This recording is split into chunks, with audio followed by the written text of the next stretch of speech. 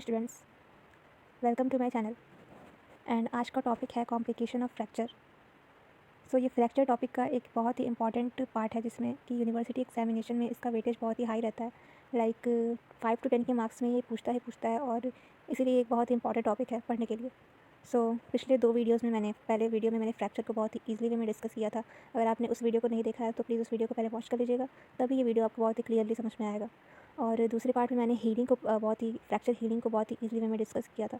उसमें मैंने बताया भी था कि फ्रैक्चर हीलिंग में कौन कौन से प्रोसेस होते हैं, कौन कौन से स्टेजेस होते हैं, जो कि फ्रैक्चर की हीलिंग में बहुत ही क्रूशियल होता है। ओके, सो आज के इस टॉपिक में हम पढ़ेंगे कि कॉम्प्लिकेशन ऑफ फ्रैक्चर मीन्स अगर किसी पर्सन को फ्रैक्चर हो जाता है तो उसके होने के बाद जो पेशेंट को बॉडी में या तो सिस्टम में कौन कौन से कॉम्प्लिकेशन डेवलप होते हैं, और ये कॉम्प्लिकेशन कितने टाइप्स के होते हैं, लाइक ये कब होते हैं, ये ड्यूरेशन के बेसिस पे इसका कौन सा टाइप्स है। हम उन सारे कॉम्प्लिकेशन को आज बहुत ही ब्रीफ वे में डिस्कस करेंगे। आज का वीडियो शुरू करते हैं और let's start the video and learn about complication of fracture.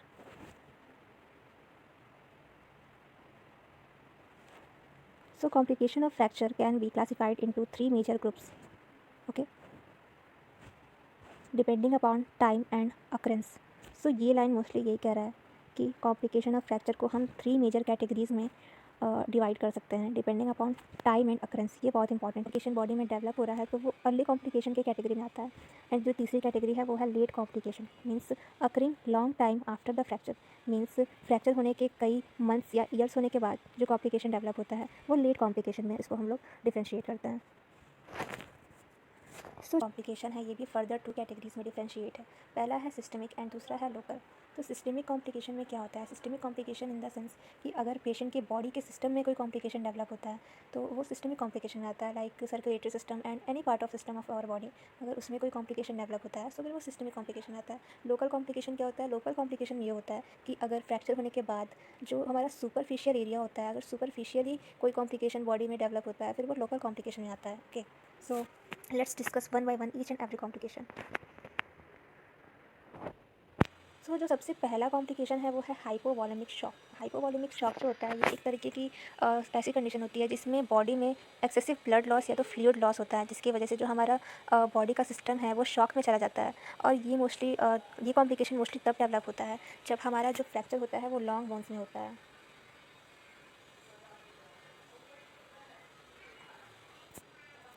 Long bones in the sense femur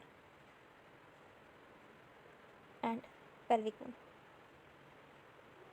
तो जब भी फीमर या तो पेल्विक बोन में होगा फ्रैक्चर तो ये हाइपोवॉलेमिक शॉक जो होता है वो डेवलप होता है। जो दूसरी जो कैटेगरी है वो है लोकल कॉम्प्लिकेशन की। जो लोकल कॉम्प्लिकेशन होता है, जैसे मैंने बोला कि अगर बॉडी के कोई सिस्टम में ना अफेक्ट होकर कोई सुपरफिशियली कोई कॉम्प्लिकेशन डेवलप होता है, वो लोकल कॉम्प्लिकेशन में आता है, like injuries to major blood vessels, injuries to muscles and tendons, injuries to joint and injury to viscera. Viscera जिसको नहीं पता है तो विसरा का मतलब जो हमारे बॉडी में जो ऑर्गन्स होते हैं उनको हम विसरा कहते हैं। सो आई होप सो आपने इसको नोट डाउन कर लिया होगा। जो नेक्स्ट कैटेगरी आती है वो है अर्ली कॉम्प्लिकेशन की।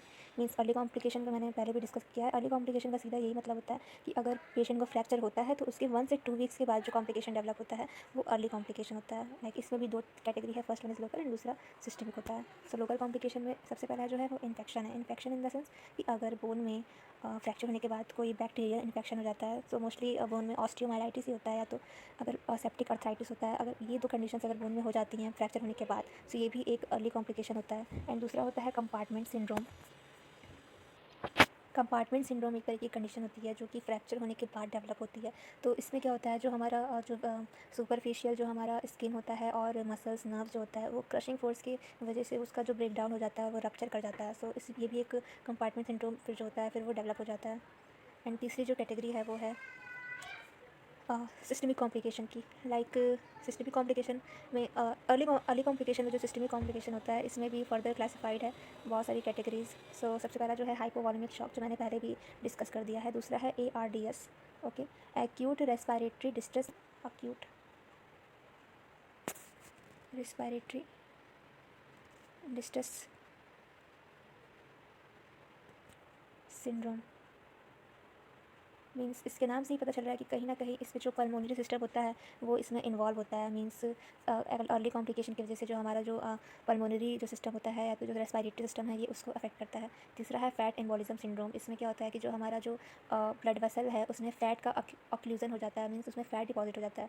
सो ये भी एक तरीके की कंडीशन है DVT and pulmonary embolism. DVT means क्या होता है, डीप वेन थ्रोम्बोसिस। जो डीप वेन थ्रोम्बोसिस होती है वो मोस्टली हमारे लोअर लिम्ब में डेवलप होती है। ओके, लोअर लिम्ब में डेवलप होती है और ये भी हमारा जो ब्लड वेसल होता है, वेरिकोज वेन होता है, उसमें जाके जो ब्लड वेसल है उसमें एम्बोलिज्म का डेवलपमेंट हो जाता है। उसी की वजह से डीवीटी कॉज होता है, जो कि फर्दर पल्मोनरी सिस्टम में भी इसका इफेक्ट जनरेट होता है और ये रेस्पिरेटरी डिजीज़ भी, इसमें रेस्पिरेटरी डिजीज़ भी कॉज हो जाती है। तीसरा है एसेप्टिक ट्रॉमेटिक फीवर। ये भी एक तरीके का बैक्टीरियल इन्फेक्शन है जिसकी वजह से जो फीवर होता है वो पेशेंट को डेवलप हो जाता है। तीसरा है septicaemia. Septicaemia in open fracture. ये बहुत ही इसमें इंपॉर्टेंट पॉइंट है कि ओपन फ्रैक्चर में जो होता है वो बैक्टीरियल इन्फेक्शन होने का चांस काफ़ी हद तक इंक्रीज़ होता है, उसकी वजह से सेप्टिसीमिया हो जाता है। सेप्टिसीमिया ये भी एक तरीके का बैक्टीरियल इन्फेक्शन है जो कि बोन में डेवलप होता है और ये मोस्टली स्ट्रेप्टोकोकस निमोनी से डेवलप होता है। And last one is crush syndrome. Crush syndrome में भी यही होता है कि अगर फ्रैक्चर बहुत ही क्रशिंग फोर्स से डेवलप होता है तो हमारा जो सुपरफिशियल जो स्किन है उसमें वेन्स है, मसल्स है, टेंडन्स है, उसमें जो रप्चरिंग हो जाती है उसकी वजह से जो क्रशिंग सिंड्रोम है वो डेवलप हो जाता है। फिर लास्ट आता है लेट कॉम्प्लिकेशन। लेट कॉम्प्लिकेशन में क्या होता है, लेट कॉम्प्लिकेशन जैसे मैंने पहले ही बताया कि लेट कॉम्प्लिकेशन तब डेवलप होगा जब फ्रैक्चर होने के 1 या 2 साल बाद या तो विद इन 6 मंथ और 2-3 मंथ्स ये डेवलप होता है। सो जो सबसे पहला इसमें कॉम्प्लिकेशन वो है डिलेड यूनियन।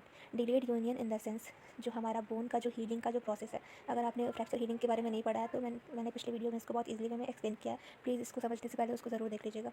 सो सबसे पहले इसमें जो है वो है डिलेड यूनियन। डिलेड यूनियन में क्या होता है, जो हमारा बोन का जो नॉर्मल जो हीलिंग यूनियन, माल यूनियन में भी यही होता है कि जो हमारा फ्रैक्चर का जो हीलिंग है वो प्रॉपर तरीके से नहीं हो पाता है due to lack of deficiency of vitamin D and calcium on the body और लैक ऑफ न्यूट्रिशन और lack of unhealthy proper not taking a proper diet. इसकी वजह से जो पेशेंट की बॉडी में अगर कोई कमी है तो उसमें उसकी वजह से जो उसकी हीलिंग का जो प्रोसेस है वो अल्टर हो जाता है, जो कि माल यूनियन में एक बहुत ही इस कॉम्प्लिकेशन में फिर वो फर्दर डेवलप हो जाता है। तीसरा है नॉन यूनियन। ये जब डिलेड यूनियन होता है तो उसकी वजह से जो प्रोसेस होता है वो फर्दर बहुत टाइम तक डिले हो जाता है। तो ये जो डिलेड यूनियन की वजह से जो नॉन यूनियन है ये भी एक कॉम्प्लिकेशन डेवलप हो जाता है। And last one is cross union. Cross union में ये होता है कि हमारे जो फ्रैक्चर का जो फ्रैक्चर्ड जो पार्ट है वो जब उसकी हीलिंग होती है तो फिर वो उस बोन से ना जुड़कर जिसमें वो फ्रैक्चर हुआ है वो दूसरे बोन में जाकर उसका जो हीलिंग होता है वो दूसरे बोन से जाकर जुड़ जाता है, तो उसकी वजह से क्रॉस यूनियन जो होता है वो डेवलप हो जाता है। सो कुछ अदर कॉम्प्लिकेशन भी होते हैं like avascular necrosis, shortening, joint stiffness, Sudeck's. So कुछ अदर भी कॉम्प्लिकेशन होते हैं like avascular necrosis, shortening, joint stiffness, Sudeck's, osteodystrophy, osteomyelitis and myositis ossificans. So ये सारे भी जो कॉम्प्लिकेशन होते हैं वो फ्रैक्चर की वजह से डेवलप हो सकते हैं पेशेंट को। सो आज के लिए इतना ही एंड आई होप सो कि आप लोगों को ये वीडियो अच्छा लगा होगा। एंड अगर आपको इससे रिलेटेड कोई भी डाउट है सो आप इसे कमेंट बॉक्स में ज़रूर पूछ सकते हैं। And thank you so much. अगर आपको समझ में आता है तो please share with your friend.